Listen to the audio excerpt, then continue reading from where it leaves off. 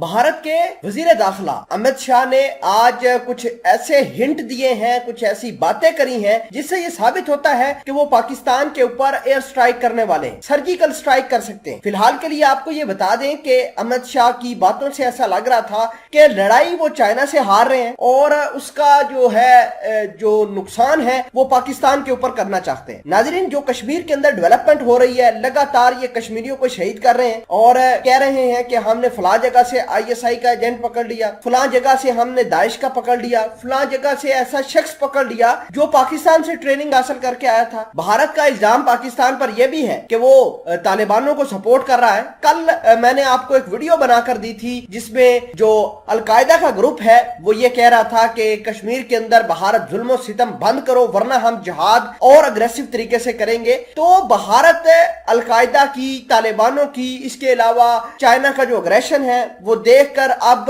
उसका फोकस पाकिस्तान है और पाकिस्तान के ऊपर वो स्ट्राइक करने जा रहा है। नाज़रीन इकरामी, आपको ये बता दें कि दिसंबर जनवरी के महीने में भारत और चाइना के दरमियान जंग हो सकती है लद्दाख के ऊपर, अरुणाचल प्रदेश के ऊपर। तो भारत इन्हीं दिनों के अंदर, इन्हीं महीनों के अंदर पाकिस्तान के ऊपर स्ट्राइक कर सकता है। तो लिहाजा हमें तैयार रहना चाहिए और इस दफा इंशाल्लाह आर पार की लड़ाई होगी। इस दफा इंशाल्लाह जो घमासान होगा वो भारत को मलिया मेट कर देगा। मामलात क्या है, तमाम तर चीजें आज की इस वीडियो में डिटेल के साथ डिस्कस करेंगे। छोटी सी गुजारिश है कि आप हमारा YouTube चैनल हसनात टीवी को सब्सक्राइब करके पास मौजूद घंटी के निशान को दबा लें ताकि लेटेस्ट न्यूज आप तक पर वक्त पहुंचती रहे। सामईन कदर बात यह है कि अफगानिस्तान के मामले के ऊपर पाकिस्तान ने तालिबानों को सपोर्ट किया, भारत को उस चीज की भी तकलीफ है। अब कश्मीर के अंदर जो मुजाहिदीन सर उठा रहे हैं, मुजाहिदीन जो मार रहे हैं भारत की फौज को, उसका इल्जाम भी पाकिस्तान पर। चाइना भारत को मार रहा है, उसका इल्जाम भी पाकिस्तान के ऊपर। अमित शाह ने आज बात करते हुए ये कहा है कि हम पाकिस्तान के ऊपर आइंदा आने वाले महीनों के अंदर स्ट्राइक कर सकते हैं। देखिए कि स्ट्राइक करना कोई आम मामूली बात नहीं है। आप एक मुल्क की सॉवरेनिटी को चैलेंज करने जा रहे हैं। वो भले ही भारत वाले जब आते हैं पाकिस्तान से मार खा के चले जाते हैं,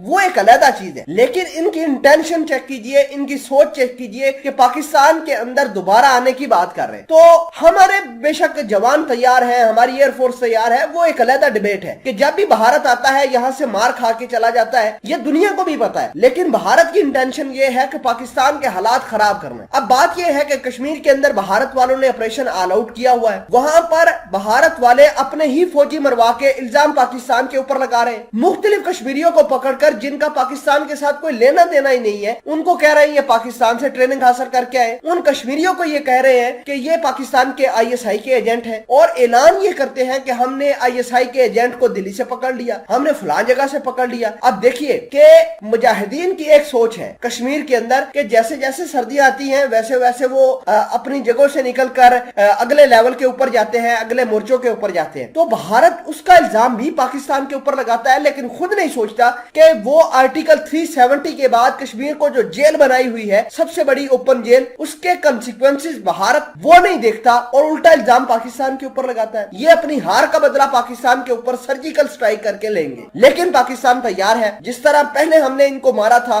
इंशाल्लाह अब दोबारा मार के तारीख रकम करेंगे।